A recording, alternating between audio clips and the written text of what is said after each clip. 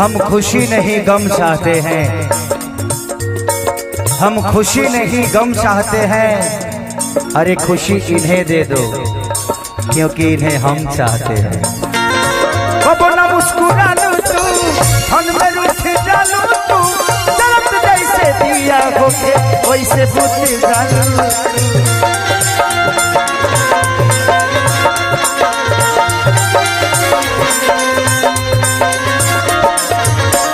देखे shed song हम दुखी होके नहीं खेगा मत। तू लो प्यार में पड़ के अपन जीवन बर्बाद मत करियो। कुछ गाना हाँ सुनही में अच्छा लगेला। हम प्यार कैले रहने लेकिन हम आजो एके आदमी से प्यार करिए। पता बा ना जेकरा के हमार माई बाप चुन लेवा, जेकरा था पूरा जीवन जब तक ले जिंदगी रही। एगो बहुत बड़ी बात बताओ तनी। एक दिन के बाद हम रोज सबके शेयर करे तनी अपना पापा के। देखिए लो ये बात के तुल मिलई है।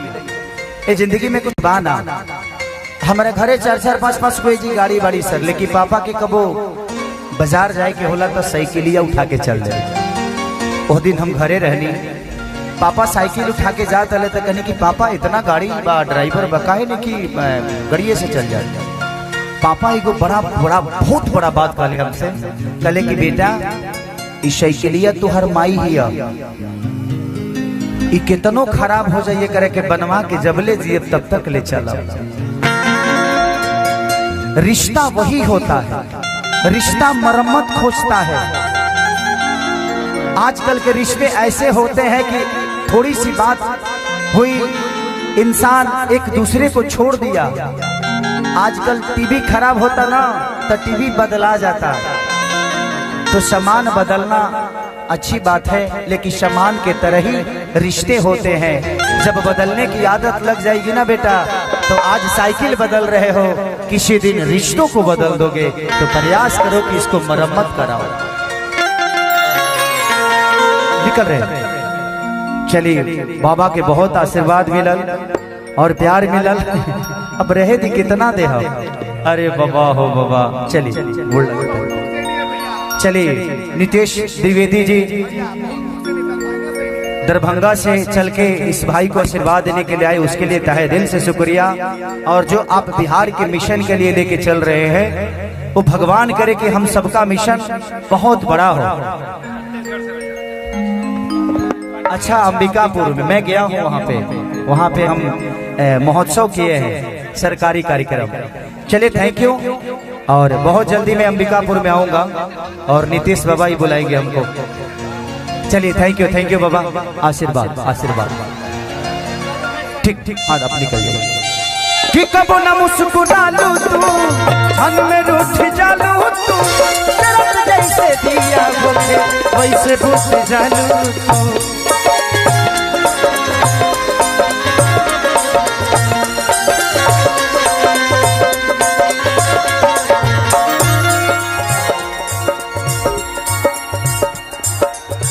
कि पैसा से कैलू प्यार हो। बाबू बाबू थोड़ा सा साइड हो जाओ, कुछ गार्जियन लोग बैठे हैं, उनको थोड़ा सा देखने दो ना बेटा। भाई मेरा बाबू, थोड़ा सा सम्मान करिए आप लोग, क्योंकि ये है तभी हमें डांटने वाला कोई है पगला।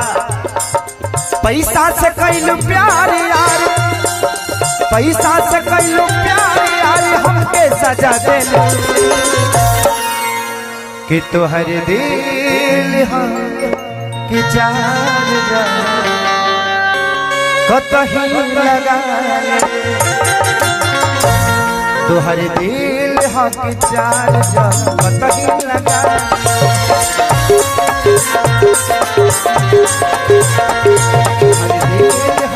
चार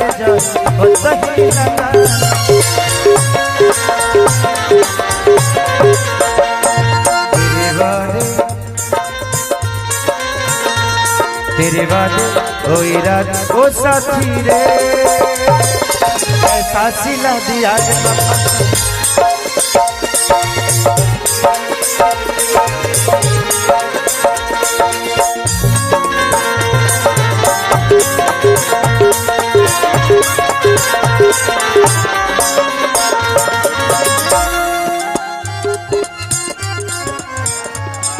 दिल या दिमाग में हखलू